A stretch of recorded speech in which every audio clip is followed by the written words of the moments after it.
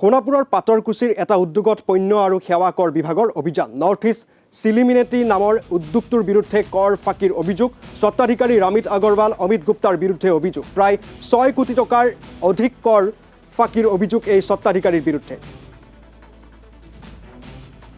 সোণাপুৰ পাটৰকুছিৰ এটা উদ্যোগত পণ্য আৰু সেৱা কৰ বিভাগৰ অভিযান চলিছে নৰ্থ ইষ্ট চিলিমিনেটি নামৰ উদ্যোগটোৰ বিৰুদ্ধে কৰ ফাঁকিৰ বৃহৎ অভিযোগ স্বত্বাধিকাৰী ৰামিত আগৰৱাল অমিত গুপ্তাৰ বিৰুদ্ধে অভিযোগ প্ৰায় 6 কোটিৰ অধিক টকাৰ কৰ ফাঁকিৰ অভিযোগ দুই স্বত্বাধিকাৰীৰ বিৰুদ্ধে আমি স্টেট জিএসটি ডিপাৰ্টমেণ্টৰ পৰা আহিছোঁ এইটো NES আপোনাৰ চিলিমিনাইট LLP বুলি এটা কোম্পানী আছে এওঁলোকৰ মেইন যিটো প্ৰডাকশ্যন বা বিজনেছ হয় তেওঁলোকে হাই টেম্পাৰেচাৰ ব্ৰিক্স বনায় তেওঁলোকৰ GST প্ৰফাইলটোত আমি কিছুমান ডিছক্ৰিপেঞ্চি পাইছোঁ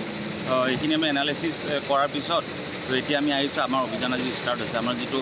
আসাম GST এক্টৰ 67 ছেকশ্যনৰ আণ্ডাৰত আমাৰ ইনস্পেকশ্যন চাৰ্জ এণ্ড চিজাৰ বুলি কোৱা হয় তো ইনস্পেকশ্যন চলি আছে